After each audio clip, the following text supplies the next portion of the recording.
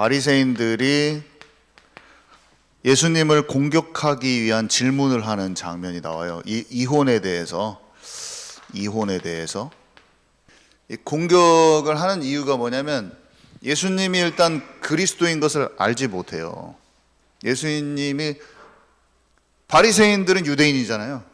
유대인들은 성전에서 율법을 최대한 잘 지키고 어떻게 해서든지 모세의 율법 지키려고 막 노력하고 있어요. 막 랍비 학파들이 생겨 있어가지고 말씀을 어떻게 하면 더 지킬 것인가. 이혼에 대해서도 모세의 율법이라는 게 있는데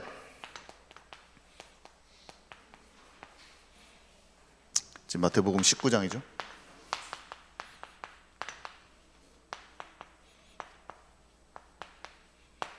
모세의 율법이 기준이죠. 모세는 뭐라고 말했냐면 여기 신명기 24장 1절에서 2절 보니까 사람이 아내를 맞이하여 데려온 후에 그에게 수치되는 일이 있음을 발견하고 그를 기뻐하지 아니하면 이혼 증서를 써서 그의 손에 주고 그를 자기 집에서 내보낼 것이요 그 여자는 그의 집에서 나가서 다른 사람의 아내가 되려니와. 이혼을 허락해 줍니다.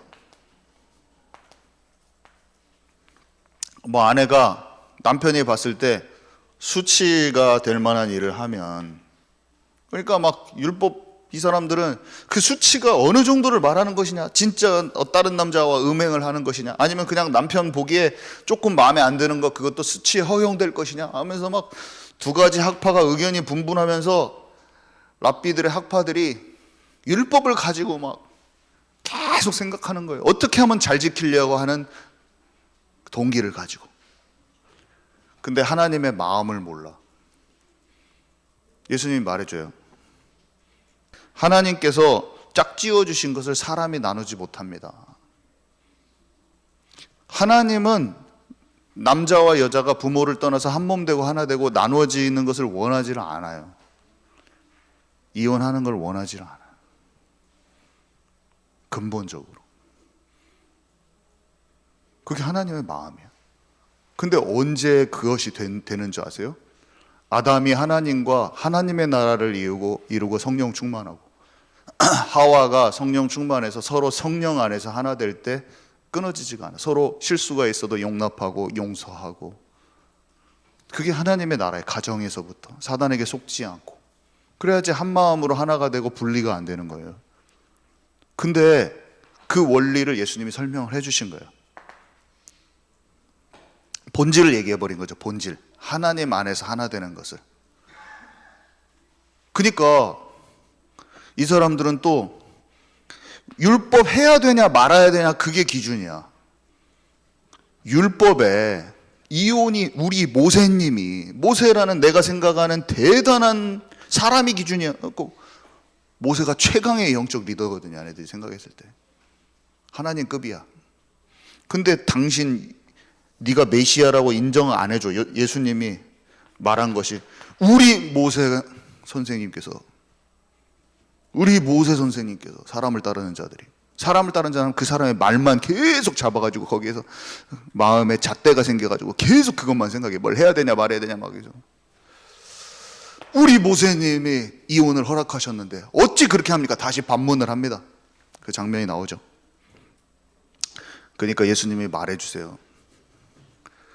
사람이 완악해서 그런 거야. 여기 뭐라고 써있냐면 너희의 마음의 완악함 때문에 아내 버림을 허락하였거니와. 마음이 완악하다? 한마디로 인간의 죄성. 제가 예를 하나 들어볼게요. 예를 들어 어떤 남자가 바람을 너무 피우고 싶었다. 이미 결혼 생활과 마음은 다 깨어져 버렸고 그 남자는 구실만 있으면 이 여자를 버리고 싶었다. 가정에서는 심한 폭력과 학대가 있었다. 이 여자가 살면 죽는 거예요. 맨날 두들겨 맞고 맨날 상처 투시고 맨날 얼굴이 멍들고 온몸이 찢기고 학대받고. 근데 어느 날 이 아내가 특별한 관계가 없는 남자와 식사하는 것을 보고 이 남편이 안 그래도 정욕대로 다른 여자랑 결혼하고 싶고 막 하고 있는데 구실 삼아서 이혼을 딱 하는데 이 여자가 너무나 그 삶이 그 남편한테 죽게 생겨서 초죽음이야. 이 여자를 살리는 것은 이혼뿐이 없어. 이런 이혼은 그 아내를 보호하는 거죠. 그 아내는 죽도록 짓밟히니까 매일 두들겨 맞는다고 생각해보죠. 이 이혼은 하나님이 원치 않으시는데 인간의 완악함으로 인해서 악이 허용된 케이스인 거죠. 작은 악이 허용된 케이스예요. 근데 이 율법은 율법 자체로 구원을 얻을 수가 없어요. 인간이 있잖아요. 그럼 죄성 때문에 하나님과 깊은 관계 속에서 머물지 못하고 자꾸 튕겨져 나가. 근데 율법이 튕겨져 나가면 죄인인 게 발견되거든요. 하나님 떨어져 있구나. 그리고 율법 지키려고 하면 여기로 돌아오게 돼요. 근데 그 율법으로서는, 행위로서는, 이 돌아오는 행위로서는 구원받지 못해. 하나님과 관계를 통해서 구원받는 거예요. 하나님과 관계가 힘이 되는 거예요. 관계를 몰라. 하나님과 영적 충만함의 관계를 모르기 때문에 계속 지켜야 되는 말이에요. 살인하지 말라 모세한테 했더니 이 사람의 미운 마음은 끝까지 품고 있고 이 사람을 두들겨 팼어. 그래, 살인 안 했으니까 괜찮지. 아직 두들겨 패기만 했으니까 얘를 진짜 죽여버리고 싶어. 그래가지고 거의 식물인간 만들었어. 근데 주여, 제가 모세의 율법은 지켰나이다. 살인하지는 않았습니다. 그렇게 하는 거예요. 율법 자체를 지키려고 하는 그 기준에서 살면 사람이 그렇게 되는 거예요. 예수님 뭐라고 말씀하셨냐면 미워하는 것이 살인이다. 그러면서 내가 말하는 계명은 옛 율법과 다른 게 아니야. 그때 사람들이 오해한 거야. 그때 이스라엘 백성들이 여기까지만 내가 지켜야지 하고 하는 그런 개념이 잘못된 거예요. 내 말이 너희 입술에 있고 마음에 있고 네가 나를 사랑하고 내 말을 사모하면 너희가 지키기가 편하리라. 지키기가 쉬우리라 이렇게 나왔어요. 신명기에. 무슨 말이냐면 하나님을 사랑하고 복음의 눈으로 사람을 보고 내가 진짜 구원받은 그것을 알고 언약이 아니면 안 된다는 걸 알고 사람을 보면 그 사람을 용서 못할 일이 없어요. 미움이 다 털어져요. 그러니까 그 속에서 살인하지 않는 쪽으로 가야 되는데 살인이라는 행위를 안 하려고 노력하니까 미칠 것이 괴로운 거예요. 괴롭고 지켜지지도 않고. 그러니까 예수님이 미움 자체, 여기서도 근본을 또 얘기는 안 해주잖아요. 예수님이 미워하는 게 살인이다 이 말만 해줬지. 이게 사실은 사단한테 속는 것이고 네 마음이 뺏기는 것이, 네 마음이 전쟁터다. 영적인 전쟁터다. 하나님의 말씀이 너 안에 있으면 네가 악한 마귀를 이길 수 있어. 네 마음판에 공격하고 들어오는 마귀의 생각을 이길 수 있어. 그거는 성령께서 네 안에 오실 때만 되는 것이고 말씀이 깨달아져서 네 안에 들어오는 게 하나님의 나라야. 이거 다 따로 설명해 주셨죠, 주님이? 근데 우리는 그것을 성령으로 하나로 딱 꿰져가지고 다 알아버리는 거죠. 예수님을 영접하면 성령이 우리 안에 오셔서 말씀을 깨닫게 하시고 하나님의 마음이 부음받아서 죄, 악이 이겨져 버리는 현상이 와버리는 거예요. 그러면서 치유가 일어나는 거예요.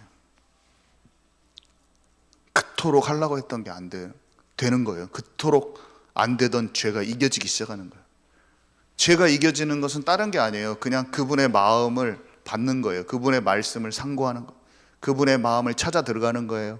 말씀에 있는 하나님의 마음을 찾아 들어가요. 이 세상에 수많은 사상과 철학과 인연과 세계관과 세상은 이렇게 살아야 돼 이런 관점들이 있는데 그거 말고 살아계신 하나님이 이 세상을 만드셨고 통치하고 계시고 우리를 인도하시고 성령 인도 받을 때만 인간은 소성케 되고 시냇가에 심은 나무같이 열매 맺을 수 있다는 걸 확실히 알고 너희가 내 안에 내 말이 너희 안에 포도나무와 가지된 관계 속으로 들어가 버려야 돼요.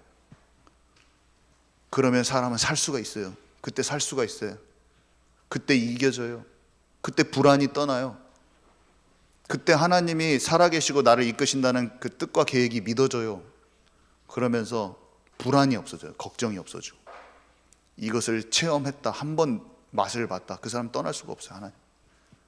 하나님 내가 그토록 마음에 방황했던 게 여기 있었네요. 그토록 방황했던 것이 이거였네요. 딱 알아져 버려요. 마음에 쉼이 평안이 와요. 평안이 오는 거예요. 이게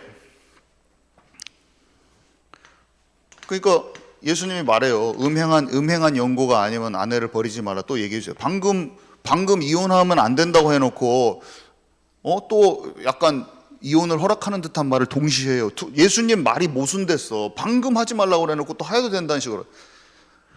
율법적인 입장에 있는 사람이 이해가 안 가, 그 말이 그냥. 예수님 말도 이해가 안 가. 예수님 뭐 이해가 안 가, 그냥. 근데 하나님과 관계 속에서 진짜 주님이 뜻하시는 바와 인간의 죄성과 이 본성을 알고, 율법은 이랬구나. 이게 이해가 가면 그냥 다 이해가 가버려요. 갈라디아서 3장 16절과 17절에 이렇게 나왔어요. 아브라함에게 약속하신 그 언약은 그리스도인데, 이 언약을 하나님께서 주셨을 때는 모세의 율법이 있기 430년 전이라. 하나님은 아브라함에게 그 씨로 말미암아, 내 씨, 하나님과 관계 속에 들어오는 것이 중요해요. 율법은 왜 주었냐? 범법하여 주어진 것이다 그랬어요. 인간의 범법, 죄를 찾고 진다는 거예요.